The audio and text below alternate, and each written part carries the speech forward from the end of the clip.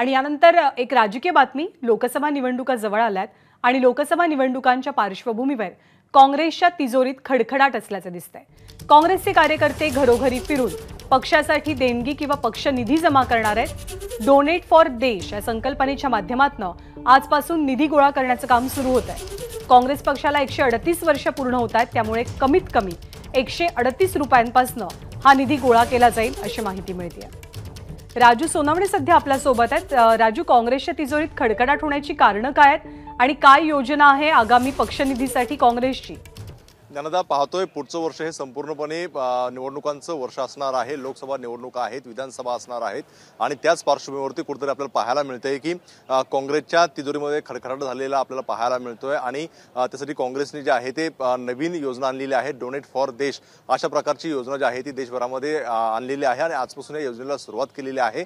प्रत्येक काँग्रेसचा कार्यकर्ता जे आहे तो घराघरा जाऊन मध्ये डोनेशन जे आहे ते मागणार आहे। आम्ही कुठल्याही उद्योजकांकडून पैसे घेणार नाही, तर सर्वसामान्यांचा पैसा जो आहे त्याच्यावरती आम्ही निवडणुका लढवणार आहे अशी थीम घेऊन जे आहे ते कुठेतरी काँग्रेसने सुरुवात केलेली आहे। पाहतो आपण 138 वर्ष काँग्रेसच्या स्थापनेला झालेली आहे, त्यामुळे घरात गेल्यानंतर 138 किंवा 1038, 10,038, 1,38 अशा स्वरूपामध्ये जे आहे ती देणगी स्वीकारली जाणार आहे आपल्याला पाहायला मिळते।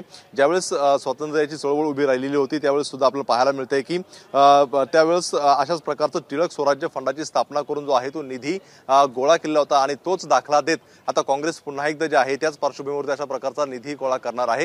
ही योजना आजपासून देशभरामध्ये लागू केलेली आहे, त्यामुळे प्रत्येक बूथमध्ये किमान 10 घरांमध्ये जाऊन काँग्रेसचे पदाधिकारी जे आहेत ही योजना लोकांना सांगून देणगी जमा करणार आहे। हा एक पार्ट आहे। मात्र दुसरीकडे एवढ्या वर्ष सत्ता असताना सुद्धा काँग्रेसच्या तिजोरीमध्ये खडखडाट पाहायला मिळतोय। तशा बातम्या सुद्धा अनेकदा आपण महाराष्ट्र काँग्रेस असेल किंवा इतर राज्यामध्ये पाहायला मिळाली होती। त्यामुळे एवढ्या वर्ष सत्ता असताना सुद्धा काँग्रेसची ही अवस्था का हा मुद्दा तयार होतोय। मात्र कुठेतरी काँग्रेसचा दुसरा सुद्धा उद्देशातून पाहायला मिळतोय का निधीच्या माध्यमातून एक क्लीन इमेज का आम्ही कुठल्याही भांडवलदार असेल कुठल्याही उद्योजकाचा पैसा न वापरता सर्वसामान्यांच्या पैशाने आम्ही जे आहे ती निवडणूक लढवणार आहे। त्यामुळे त्यांच्या प्रत्येक पदाधिकारी जो आहे तो घराघरात पोहोचण्याचा सुद्धा या माध्यमातून प्रयत्न केला जातोय। आजपासून या मोहिमेला देशभरात सुरुवात झालेली आहे, त्यामुळे कसा लोकांचा प्रतिसाद मिळतोय हे पाहणं सुद्धा महत्त्वाचं राहील। धन्यवाद राजू या सगळ्या माहितीबद्दल।